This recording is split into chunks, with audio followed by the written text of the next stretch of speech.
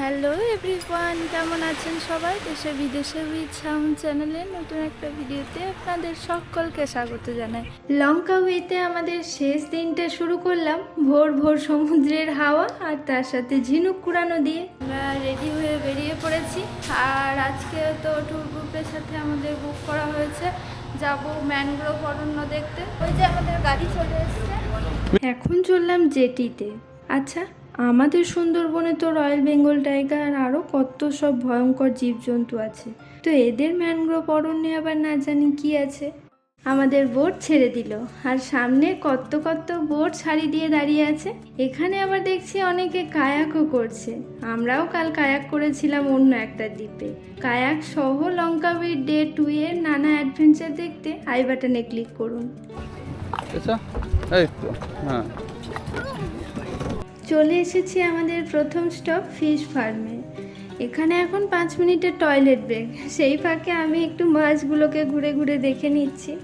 দুপাশের mangrove অরণ্যের মাঝে নদীর খাড়ি বেয়ে আমাদের বোট আবার চলতে শুরু করেছে।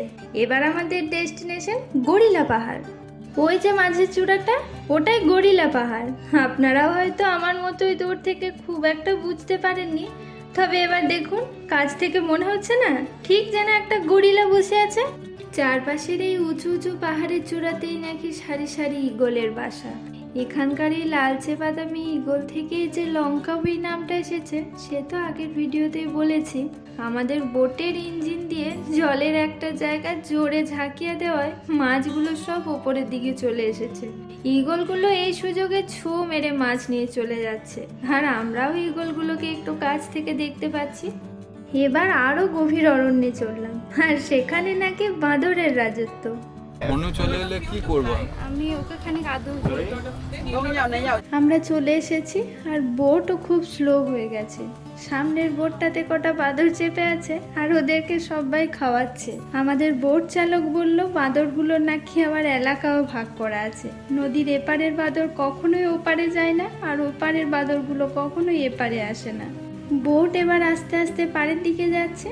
বোট চালক বলল খাবার আর জলের বোতল লুকিয়ে রাখতে, কেননা বাঁদরে দেখতে পেলে কেড়ে নেবে।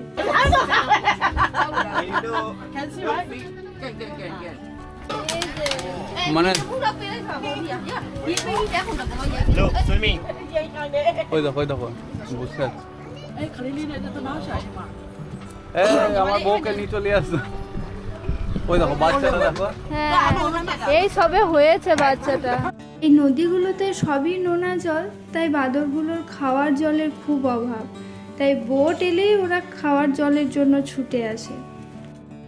যাক বাবা, ভালোই বাঁদরগুলো জল খেয়ে আমাদের বোট থেকে সামনের বোটে চলে গেছে। চালক আগেই বলেছিল বাঁদর এলে চুপচাপ বসে থাকতে, চেঁচামেচি করলে ওরা ভয় পেয়ে আছড়ে দিতে পারে। বাঁদর তো অনেক দেখলাম, এবার দেখবো ওদের সর্দার বাঁদর বা আবুকে। ওই যে বড় বাঁদরটা হেঁটে হেঁটে আসছে, ওই হলো আবু। এই নদীটা থেকে আমরা আরো একটা নদীতে যাব। এগুলো মানে নদী, সেই জন্য দেখছো না। আমরা এবার সামনের এই ছোট্ট অন্ধকার গুহাটায় ঢুকবো। এর নাম ক্রোকোডাইল কেভ। গুহাটা এতটাই ছোট্ট যে ভাটার সময়ই কেবল ঢোকা যায়। এই যে দেওয়ালের সবুজ শ্যাওলাগুলো, জোয়ারের সময় জল অতটা অবধি উঠে গুহার মুখটাই বন্ধ হয়ে যায়। পরে বাদুর ঝাঁকে সব শুয়ে আছে, দেখতে পাচ্ছে বাদুরগুলো। হ্যাঁ, এই যে আমরা গুহা থেকে বেরিয়ে যাচ্ছি এখন। মানে বাদুরগুলো সব বাসা বেঁধেছে। আর গুহাতে বাদুর অনেক থাকে সব। এতক্ষণে বুঝলাম কেন ক্রোকোডাইল কেভ নাম দিয়েছে। তো এখানটা কুমিরের মুখ মনে হচ্ছে, আর এটা গোটাটাই সরু। ক্রোকোডাইল কেভে তো দেখলেন মাত্র কয়েকটাই বাদুর, তবে এখন যেখানে এসেছি সেখানকার গুহায় নাকি হাজারে হাজারে বাদুর। আর এত বাদুর থাকার জন্য গুহাটার নামই হয়ে গেছে ব্যাট কেভ। তবে এই গুহাটা কিন্তু সেই বাদুড়ের গুহা নয়। এখান থেকে বেরিয়ে খানিকটা হেঁটে আমরা পৌঁছাবো বাদুড়ের আসল ডেরায়। গুহায় ঢোকার আগে এই নকল বাদুড়টার সাথে আমরাও কয়েকটা ছবি তুলে নিলাম। আমাদের ট্যুর গাইড আবার বলেছে গুহার ভিতরে যেন কথা না বলি, এখন বাদুড়দের ঘুমানোর সময়।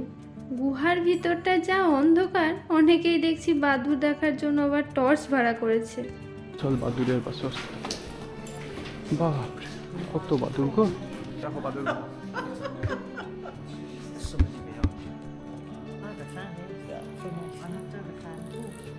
Can you just be?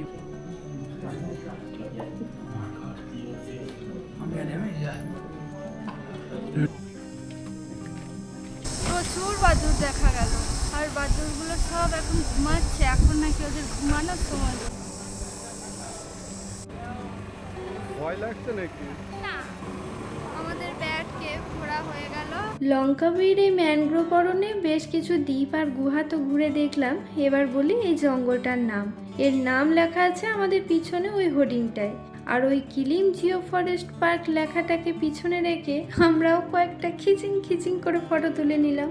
ছোটবেলা থেকে ক্যালেন্ডার, ছবি আঁকার বই সবেতেই সমুদ্র সৈকতের ছবিতে দেখতাম হেলে থাকা নারকেল গাছ, কাঁচের মতো নীল জল আর কয়েকটা ছোট্ট ছোট্ট বোট। এই দ্বীপ ঠিক সেই ছবির মতোই। একটা জেলিফিশ মারা গেছে, তাই এখন পাড়ে চলে এসছে ভেবে চলে এলাম ফিশিং ফার্মে। আবার এখানে আমাদের লাঞ্চ হবে, লাঞ্চ রেডি সার্ভ করাই আছে। এবার আমরা যেয়ে আমরা চলে এসেছি, আমাদের এই যে ড্রিঙ্কস আছে আর এই ফ্রাইড রাইস, চিকেন। খাওয়া দাওয়া তো ভালোই ছিল, আর এই রোদে গরমে ঘুরে এসে ঠান্ডা ঠান্ডা জুসটা খেয়ে যে কি আরাম। বোটে চাপার আগে চারদিকটা একটু ঘুরে ঘুরে দেখছি। কেমন হলো আজকে ট্রিপ?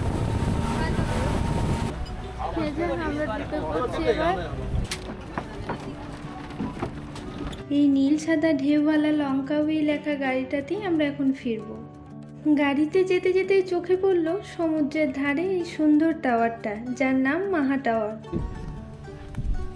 আর শেষ অবধি চলে এসেছি এই ইগল স্কোয়ারে। ইগল স্কোয়ারের মেঝেটা কি সুন্দর। খানিক আগেই রোদ ছিল প্রচুর, আমরা ওইখানটায় বসেছিলাম, একটু সামনেই ছায়া ছায়া আছে। তাই এরপর এখন এই বাদামি ইগলটা হচ্ছে লঙ্কাবি দ্বীপের প্রতীক চিহ্ন, আর এখানে একটা ঝর্ণার মতো করা আছে, মধ্যে অনেক সুন্দর সুন্দর পাখি।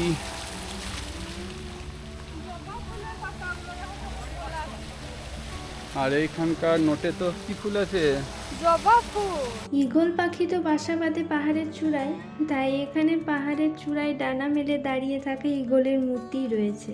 আর ওই যে ত্রিভুজের মতো জায়গাটা, ওটাই হচ্ছে লঙ্কাউইর স্থলভাগের শেষ প্রান্ত।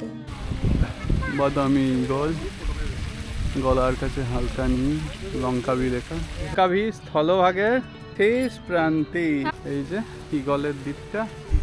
ইগল স্কোয়ারের ইগল।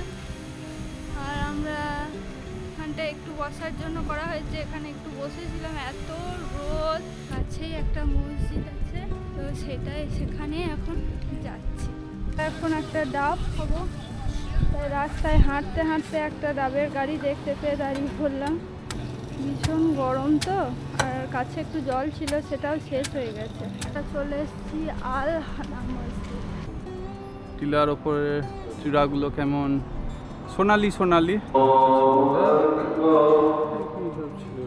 ভিতরে গিয়ে ওদের প্রার্থনা হচ্ছে, ওটাই দেখলাম। আর ছেলেদের জায়গাটা আলাদা আর মেয়েদের জায়গা প্রার্থনার আলাদা। মসজিদ থেকে বেরোতে না বেরোতেই আমাদের ক্যাব এসে হাজির। যাক বাবা, অন্ধকার হওয়ার আগেই হোটেলে ফেরা গেছে।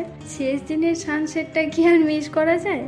সমুদ্রে বেশ অনেকক্ষণ স্নান করেছি, তারপর হোটেল রুমে এসে আবার ফ্রেশ হয়ে এখন আবার রেডি হয়ে বেরিয়ে পড়েছি। মনে হচ্ছে কিছু কিনে নিয়েছে, হাতে থলে কিসে? এই যে একটা কানের দুল কিনে নিয়েছি, দেখতে ভালো লাগছে। সেই সাদা নিকেতনে চলে এসেছি আমরা, দেখি। অন্যদিকেও সাদা নিকেতন, সবই বেশিরভাগ সাদা, দু একটা কালোও আছে।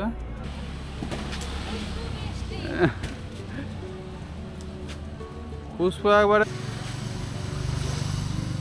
দারুণ দারুণ পুষ্প বৃষ্টিটা। এই পুরো রাস্তাটা জুড়ে একের পর এক হ্যান্ডিক্রাফটের দোকান, এরপরেও একটা হ্যান্ডিক্রাফটের দোকান, এর আগেও একটা দোকান, আর তার মাঝে মাঝে কয়েকটা জুসের দোকান। সি বিচ তো, যে জায়গা যে ডিজাইন, দেখো জামাগুলোও দেখো সব। বেশ খানিক কেনাকাটা হলো। এবার সামনেই দেখছি অনেকগুলো স্ট্রিট ফুডের দোকান, আর প্রথম দোকানটাতেই এত রকমের শার্টের ভ্যারাইটি, ওটাই 2 রকম টেস্ট করে দেখি। আর নিয়ে চলে এসছে গরম গরম। শার্টে কি শার্টে আছে? শার্টে হচ্ছে এটা স্পাইসি চিকেন, Plain chicken। না খেয়ে বলো। ভয় লাগছে দেখতে। খাও একটু খাও, খেয়েছো আগে? কি আছে? আর ওইটা লবণ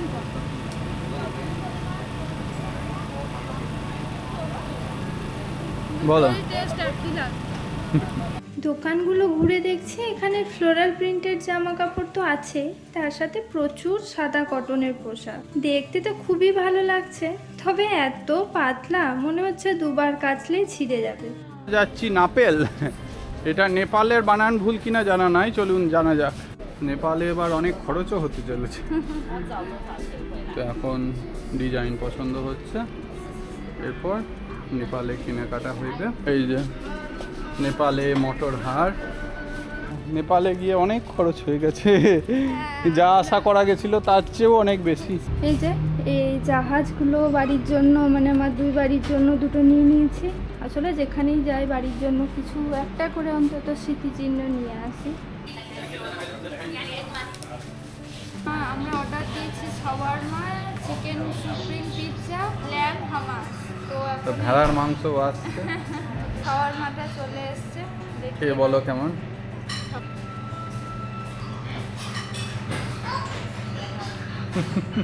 বাহ, লেবানিজ ব্রেড দিয়ে এই যে হামাস চলে এসেছিল, তো এটা মানে খুব লাইট আর কি, খেতে মোটামুটি ভালোই লাগছে। হোটেলের ব্যালকনিতে বসে পিৎজা খেতে খেতে আর ফায়ার শো দেখতে দেখতেই লঙ্কাউয়ের ভ্রমণ পর্ব শেষ করছি। কাল ভোরেই আমাদের ফেরার ফ্লাইট। ভিডিওটা ভালো লাগলে একটা লাইক করে চ্যানেলটাকে সাবস্ক্রাইব করে দেবেন।